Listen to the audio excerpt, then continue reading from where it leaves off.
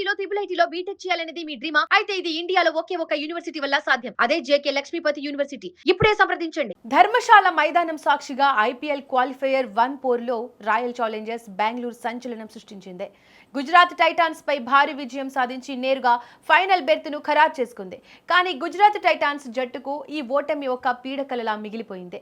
శుభ్మన్ గిల్ సారథ్యంలోని జట్టు వ్యూహాత్మకంగా విఫలమైంది. ఆర్సీబీ బ్యాటర్లు క్రీజులో ఉన్నంతసేపు మైదానాన్ని వికలం చేశారు. ప్లే ఆఫ్స్ చరిత్రలోనే అత్యధికంగా 254 పరుగుల భారీ స్కోరును నమోదు చేసి గుజరాత్ బౌలర్లను ఉక్కిరిబిక్కిరి చేశారు. ఇక భారీ లక్ష్య ఛేదనకు బరిలోకి దిగిన గుజరాత్ ఆర్సీబీ బౌలర్ల ధాటికి నిలవలేక వికెట్లు సమర్పించుకున్నారు. దీంతో గుజరాత్ టైటాన్స్ 19.3 ఓవర్లలో 162 పరుగులకు ఆల్అౌట్ అయింది. గుజరాత్ టైటాన్స్ ఓటమికి ప్రధాన కారణం వారి ఫీల్డింగ్ వైఫల్యం. జట్టు ఫీల్డర్లు క్యాచ్లను నేలపాలు చేయడం ఆర్సీబీ భారీ స్కోరుకు మార్గం సుగమం చేసింది.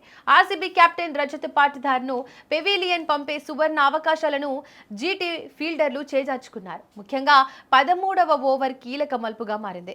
పాటిదార్ ఇచ్చిన 2 సులువైన క్యాచ్లను జార విడిచడంతో ఆర్సీబీ స్కోరు బోర్డు పరిగెత్తింది. పాటిదార్ 39 బంతుల్లోనే 93 పరుగులతో విరుచుకుపడడంతో ఈ ఫీల్డింగ్ తప్పిదాల పాత్ర కీలకం. మైదానంలో కనీస ప్రమాణాలు పాటించకపోవడంతో మ్యాచ్ చేజారిపోయింది. గిల్ సైతం మ్యాచ్ అనంతరం తన అసహనాన్ని వ్యక్తం చేశాడు. ఫీల్డింగ్లో ఏకాగ్రత లోపించిందని, ఒత్తిడిలో జట్టు అంచనాలకు తగ్గట్టుగా ఆడలేదని ఒప్పుకున్నాడు.